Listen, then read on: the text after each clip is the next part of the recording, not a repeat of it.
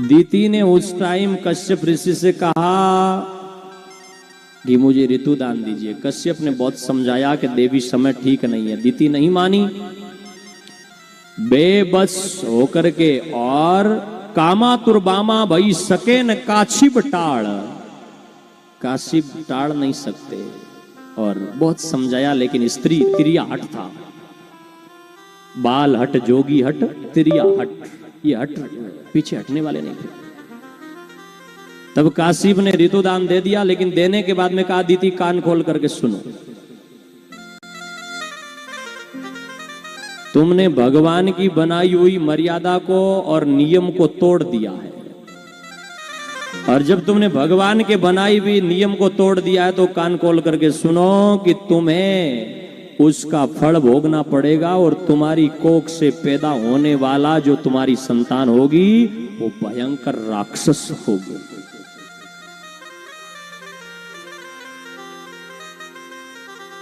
संध्या की बेड़ा में कभी भी सांसारिक काम मत करना। कायरे मूर्खाते पालंग सेज निहाल बिछायो। संध्या की बेड़ा में रोटी नहीं जीमना चाहिए। संध्या के टाइम में व्यक्ति को नींद नहीं लेना चाहिए। और जो कोई आदमी संध्या की बेड़ा में भी नींद लेता है, मतलब सूर्य डूब रहा है या सूर्य उग रहा है, उस समय भी अगर नींद के आगोश में चला गया है व्यक्ति, तो उसका दिमाग जो है ना, उस दिमाग में विकार पैदा हो जाते हैं, शरीर में रोग पैदा हो जाते हैं। और संध्या के टाइम में सोने वाले आदमी का भाग्य कमजोर हो जाता है।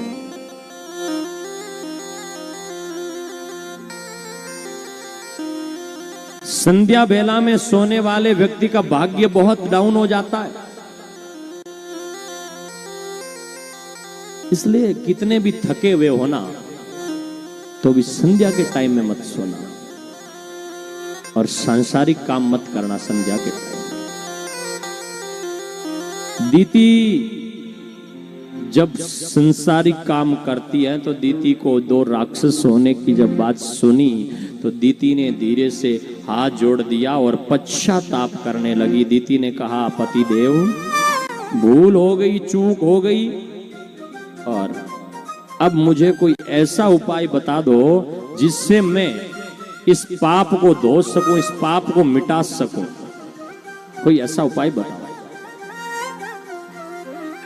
कश्यप बोले कि दीति तुमने इतना पश्चाताप किया है, मनुज गलती का पुतला है जो अक्सर हो ही जाती है। गलती करके पछताए उसे इंसान कहते हैं। गलती करने के बाद में भी अपनी गलती को एक्सेप्ट ना करे और मुझसे गलती होगी ये स्वीकार ना करे, बोले वो मिनक नहीं है, वो पशु है। लेकिन हाथ जोड़ दे के भाई गलती तो हो गई, मैं नहीं करना चाहता था, नहीं गलती करना चाहती थी, लेकिन फिर भी गलती हो गई। अब इसका उपाय क्या है गलती को मिटाने का, वो बताओ। दीति ने हाथ जोड़ दिया, मेरे से गलती हो गई। भगवान ने कहा तुमने गलती तो करी है, इतना पश्चाताप कर रही हो, तो तुम्हें साथ में एक वरदान देता हूं कि तुम्हारे दो बेटे तो राक्षस होंगे, लेकिन इन दो बेटों के जो एक तुम्हारा पोता होगा ना, इनका जो बेटा होगा हिरण्यकशिपु को जाओ बेटा, वो बेटा भगवान का ऐसा भगत होगा कि भूतो न भविष्यति, उसके जैसा आज तक नहीं हुआ। ऐसा तुम्हारा पोता भगवान का भक्त होगा। प्रहलाद होगा वो। अब धीरे धीरे धीरे धीरे हिरण्यकश्यपु जो है और हिरणाक्ष दोनों बढ़ने लगे, दोनों की उम्र बढ़ने लगी। तो बढ़ते बढ़ते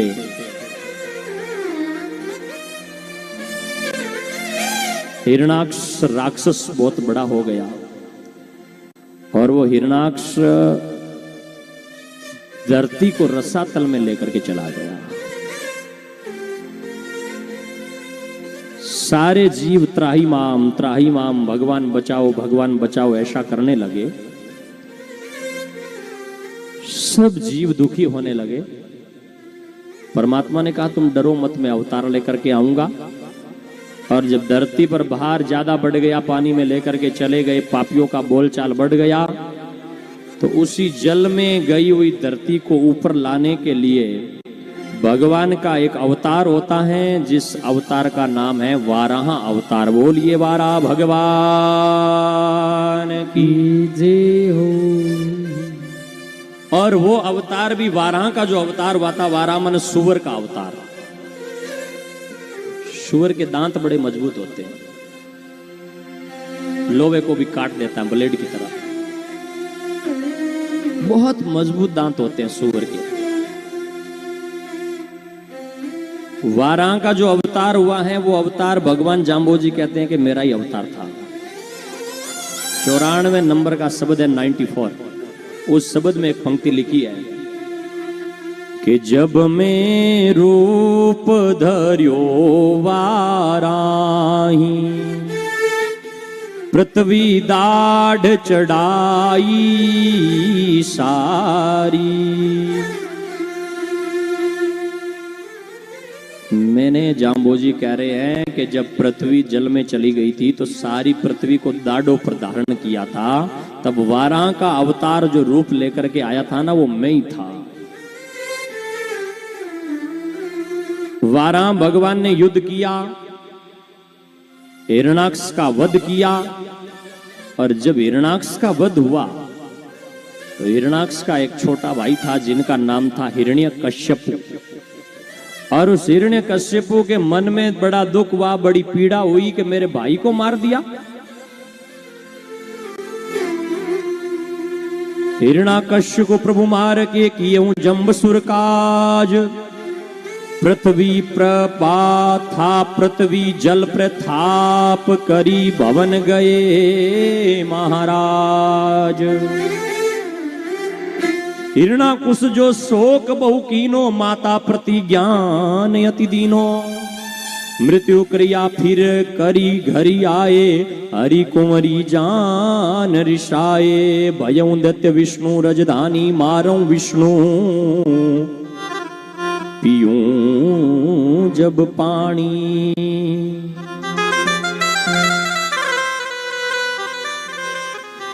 कहा घर के लोगों को इकट्ठा करके, और हिरण्यकश्यप बोला कि आज आप लोगों के सामने संकल्प लेता हूं कि जब तक बेरी विष्णु को नहीं मार दूंगा तब तक पानी नहीं पीऊंगा। मतलब बेर शुरू कर दिया भगवान से। और ऐसा विचार करके हिरण्यकश्यपु भगवान के धाम वैकुंठ में गया। भगवान ने कहा ये तो जल्दी आ गया, मरने के लिए यहीं आ गया, लेकिन यहां नहीं मारना है, क्योंकि दुनिया को क्या पता चलेगा कि पापियों का भी भगवान जो है वो खेंकाड़ करते हैं और पुण्य आत्माओं की रक्षा करते हैं। इसलिए भगवान वहां वैकुंठ में दिखे नहीं। भगवान नहीं दिखे तो हिरण्यकश्यपु वापिस आ गया। और वापिस आकर के दैतन को पूछूं, सुनो भाई किस विध मरे विष्णु आतताई। दैत्य लोगों मुझे बताओ कि वो विष्णु कैसे मरेगा। तब कुछ दैत्यों ने मिल करके कहा कि ब्रह्मा ने जो पद पाया है ना, वो भी तप करके पाया है। शिवजी ने जो पद पाया वो भी तप करके पाया है। शिवजी की जो अर्धांगिनी बनी है पार्वती, वो पार्वती भी तप करके भगवान की अर्धांगिनी बनी है। मतलब सब काम किससे होता है? तप से। इसलिए आप भी तप करो। दैत्य राज के मन में विचार आया कि भगवान विष्णु को मारना तो है, इसलिए तप करना जरूरी है। और वो हिरण्यकश्यपु तप करने के लिए जंगल की तरफ चला जाता है। और ज्यों ही तप करता है तो तप करते करते महाराज लंबा समय बीत जाता है। दिव्य सत्वरस अनुष्ट आधारा। दिव्य 100 वर्ष तक वो तप करता है, और जब हिरण्यकश्यप वो तप करता है तो उस समय तप करने हिरणा कुछ गए हो य प्रसन्न ब्रह्मा वर दये हूं।